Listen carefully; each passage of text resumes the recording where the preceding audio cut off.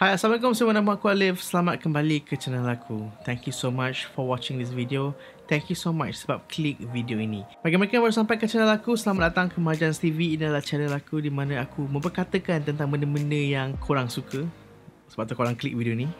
Right? So jangan lupa subscribe. Banyak lagi video-video yang akan menanti korang selepas ini, insyaAllah. Dan bagi mereka yang dah lama subscribe, thank you so much for always being there for me. Pada hari ini, seperti korang dapat lihat daripada tajuk ini, aku pasti korang amat tertarik dengan apa yang ingin aku perkatakan pada hari ini. Aku ingin bercakap tentang sihir, tentang black magic, tentang benda-benda demonik, tentang benda-benda yang jahat yang ada dekat dalam dunia kita sekarang ni. Dan seperti kau dapat lihat pada tajuk ini juga adalah sebagai satu warning. Sebagai satu warning di mana jauhilah benda-benda ni. Jauhilah benda-benda, jauhilah buku-buku ini. Buku-buku yang aku akan katakan sebentar nanti. Jadi guys, tanpa melengahkan masa, jom kita selami buku-buku itu. Yang pertama adalah The Book of Soiga, ataupun dalam bahasa Inggerisnya The Book That Kills.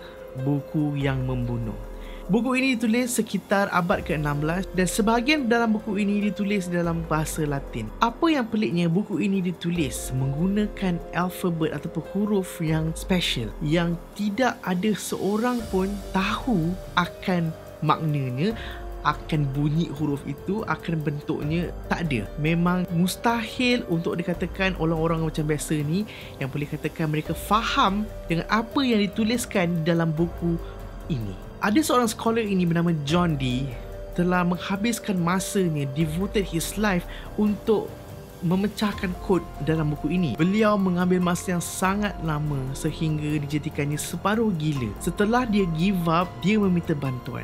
Dia meminta pertolongan. Pertolongan siapa? Dia telah berdoa kepada syaitan untuk membantu dia dalam break this code, supaya dia dapat faham apa yang ditulis dalam buku itu. Dan apa terjadi padanya? Selepas 2 tahun, beliau mati.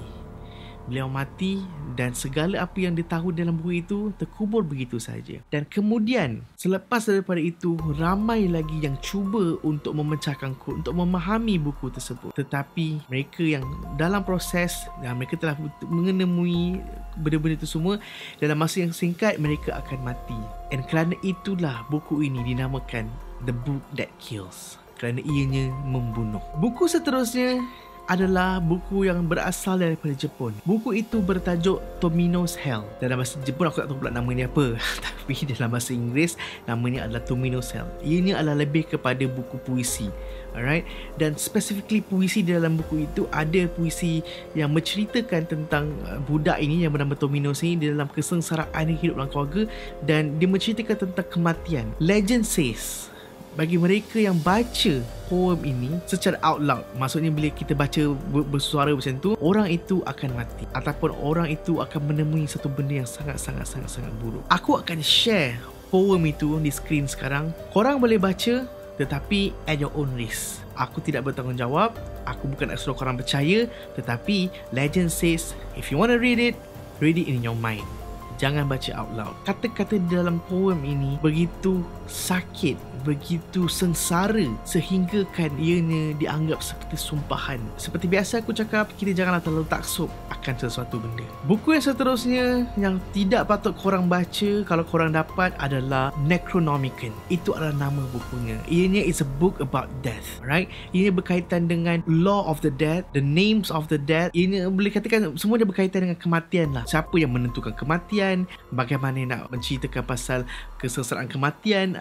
Semua yang berkaitan dengan kematian adalah tertulis dalam buku ini. Ada ditulis bagaimana cara-cara untuk menghidupkan pada mereka yang sudah mati. Dan dikatakan penulis buku ini dikatakan menjadi gila apabila selesai menulis buku ini. Dikatakan buku ini adalah buku fiksyen, adalah ianya datang daripada mimpi daripada seorang penulis cerita seram yang bernama H.P. Lovecraft. Ianya dikatakan begitu macam real sangat, macam begitu menakutkan, sehingga kan banyak orang yang membuat ajaran sesat, yang ingin memulakan cult dan sebagainya, menggunakan buku ini sebagai reference bagi ajaran sesat mereka. Di dalam buku ini juga terdapat beberapa story atau beberapa cerita yang sangat-sangat seram dan gila yang dikatakan ditulis ditulis oleh seorang lelaki Arab bernama Abdul Al-Hazrat. Katakan lelaki ini juga dikatakan gila, a mad Arab man yang menulis sebuah cerita seram. Dan dikatakan juga buku Necronomicon ni juga diliputi ataupun disalut, disimpan, dibind menggunakan kulit manusia. Buku yang seterusnya di dalam list aku ni adalah Grimoire. Grimoire ni adalah sejenis dipanggil The Book of Shadow, di mana di dalam buku ini terdapat cara-cara ataupun resepi untuk melakukan sihir, magic. Dan buku ini digunakan oleh witch dalam membuat potion, membuat segala benda scented, resepi-resepi lah, resepi-resepi yang menggunakan evil di dalam kehidupan mereka. Dan dikatakan setiap witch ataupun setiap nenek kebayan sihir ni ada buku grimoire mereka masing-masing. Dan jika witches ini ditangkap dan dibakar, buku itu sekali turut kena dibakar juga. Ini dikatakan bahawa jika buku ini tidak dibakar, buku itu ada ritual-ritual ataupun ada benda-benda yang mengajar supaya witches itu boleh dihidupkan kembali. Dan sekitar tahun 2013 di online tiba-tiba banyak yang menjual buku-buku grimoire ni. Ada yang real, ada yang mungkin fictional dan sebagainya. Tetapi ada satu this particular buku, dia dijual pada harga $13,000 Amerika. Buku itu yang dijual pada harga $13,000 itu milik seorang priest. Dan di dalam buku itu ada handwritten information ataupun handwritten recipe untuk pelbagai jenis sihir. Ada juga arahan macam mana untuk menyeru pada si mati, untuk menyeru benda-benda yang evil ataupun benda yang baik. Semua ada di dalam buku yang ditulis tangan itu. Banyak gila yang ditulis dalam buku itu. Banyak spell dan sebagainya. Termasuklah resepi bagaimana untuk membuat hairspray. It's funny but yes, it is well written and documented, sehingga kan orang yang baca itu boleh percaya benda tu real dan mereka taksub. Dan apabila mereka terlalu taksub, faham lah, bila dah taksub, benda tu akan datang menolong lah.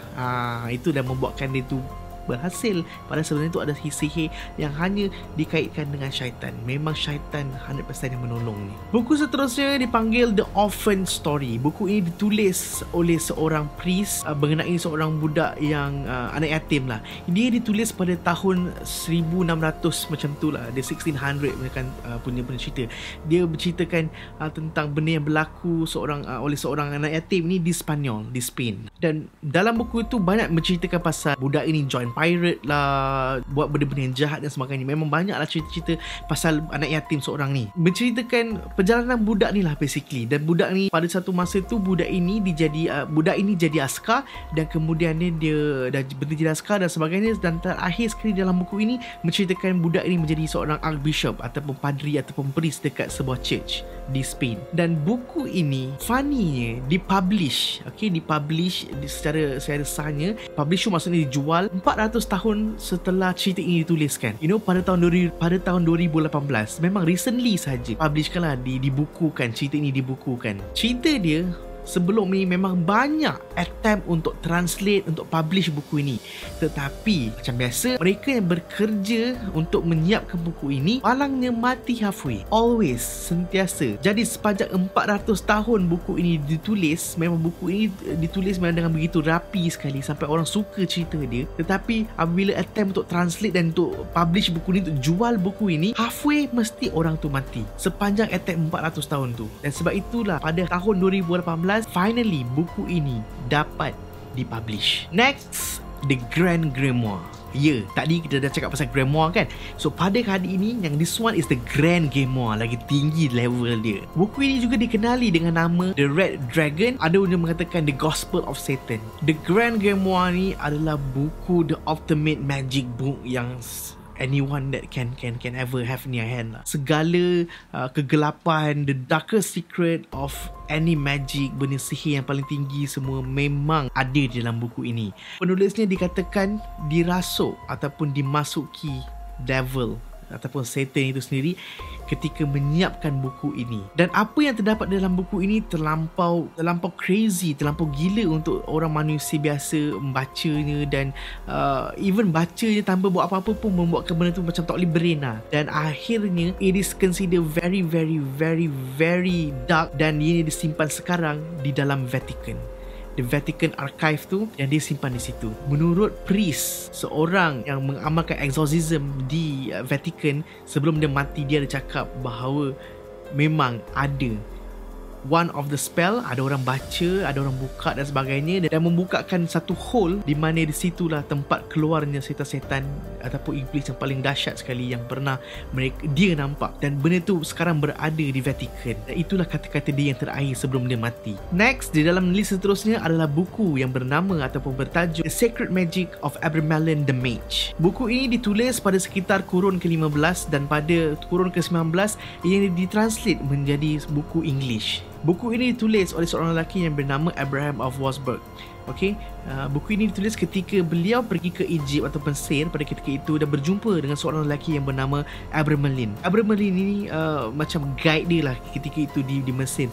Dan sebelum Abramelin ni mati, dia menceritakan semuanya, segala-galanya berkaitan dengan sihir black magic ini kepada this guy. Jadi apa yang ada dalam buku ini? Ritual macam mana nak menghidupkan si mati, ritual macam mana nak kawal cuaca, ritual macam-macam lah berkaitan dengan black magic ni. Kalau kita dengar balik apa benda yang dia kata tu, contohnya macam nak ubahkan cuaca lah, nak mengalihkan hujan dan sebagainya, nak datangkan hujannya, aku rasa macam dekat juga dengan kita punya culture ni tau. Ada juga orang jenis yang nak panggil hujan lah, nak tolak hujan lah, benda-benda tu semua. Jadi aku tak rasa benda ni totally 100% tipu, dan ianya mungkin ada sedikit sebanyak benda yang sama dengan apa yang kita nampak selama ni dalam masyarakat kita. Di dalam buku ini juga ada cara-cara dia ajar macam mana nak jadi invisible, macam mana nak travel through air, macam mana nak untuk berada di beberapa tempat di dalam masa yang sama, macam time travel lah macam tu. Buku ni ada ajar benda-benda tu semua. Mama Abraham ni, mama yang dijumpa dekat Mesir ni, percaya bahawa setiap manusia ada penjaganya, ada demon masing-masing. Orang Melayu kata ada saka masing-masing lah. Ianya depends macam mana kita nak menyeru saka tu, macam mana kita nak mengajak saka tu supaya menurunkan ilmu-ilmu tu kepada kita. Dan semestinya benda tu adalah benda-benda yang salah, benda yang jauh di sisi agama Islam, dan membuatkan orang tertarik dengan ilmu-ilmu yang macam tu untuk mendapat pendamping dan sebagainya. Buku yang terakhir yang dalam list aku ini dinamakan Codex Gigas. Codex Gigas ni, kalau kita nak cakap nak berceritakan, buku ni adalah The Satan's Bible yang dibuat ataupun ditulis oleh syaitan. Dia ada sejarah macam mana buku ini dicipta. Dia ni bermula dengan seorang monk ni macam mana nak cakap, dia macam orang monk lah, orang yang macam kat monastery tu kan, dia macam padri, belajar nak jadi padri dan sebagainya. Dia telah membuat salah dan dia dihukum untuk didindingkan. Maksudnya dia masuk ke dalam satu bilik dan dia didindingkan, naikkan batu, dan dia akan dibiarkan mati secara perlahan. Untuk meringankan hukuman dia berjanji bahawa dia akan menulis segala apa yang dia belajar di dalam monastery itu ataupun di tempat-tempat mereka belajar agama, untuk menulis segala maklumat, ilmu, knowledge manusia yang ada, segala kebaikan monastery itu. Dia nak tuliskan semua itu dalam satu malam saja. Dan apabila dekat pada midnight, pada tengah malam, dia sedar bahawa benda tu dia tak boleh habiskan. Dia tak boleh nak settlekan, tak boleh habiskan. Jadi dia meminta pertolongan. Pertolongan siapa guys? Dekat sini dia meminta pertolongan The Lucifer Morningstar. Seperti kita tahu, kita kenal siapa Lucifer tu. Jadi Lucifer membantu dia menuliskan segala-galanya maklumat, information dunia ini, tentang manusia, tentang alam-alam lain di dalam satu malam. Dan terdapat lukisan dan sebagainya, dan yang tertulis kat dalam buku tu memang cantik sangat dan mustahil ditulis oleh seorang manusia dalam satu malam.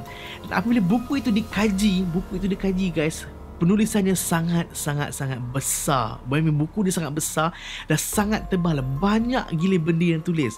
Dan menurut kajian, untuk menyiapkan banyak itu punya tulisan, ini mengambil masa 20 tahun kalau engkau tak berhenti menulis buku itu. Dan buku itu siap hanya dalam masa satu malam. Dan kerana itulah mereka percaya bahawa yang menolong untuk menyiapkan buku itu adalah The Lucifer himself. So guys, itulah semua buku-buku yang aku ceritakan, yang aku listkan, yang aku katakan jangan bacalah. Kalau ada korang jumpa ke apa, kalau boleh, janganlah sesekali korang menerima, janganlah korang baca, korang tengok, janganlah pergi cari buku-buku tu pun. Kerana ianya sesungguhnya buku itu hanya menjauhkan kita daripada Allah SWT dan hanya mendekatkan kita dengan benda-benda kemungkaran seperti aku cakapkan tadi. Kerana itu semua datang daripada syaitan terutamanya. Memang obviously. Okay? sekadar berkongsian, itu yang aku lakukan pada hari ini. So kalau korang suka video ni, share video ni. Pastikan mereka semua kat luar sana tahu tentang apa yang berada kat dalam dunia kita ini. Share video ni, jangan lupa subscribe. See you guys on my next video. Be a good Muslim as always. Take care guys. Assalamualaikum warahmatullahi wabarakatuh. Bye bye.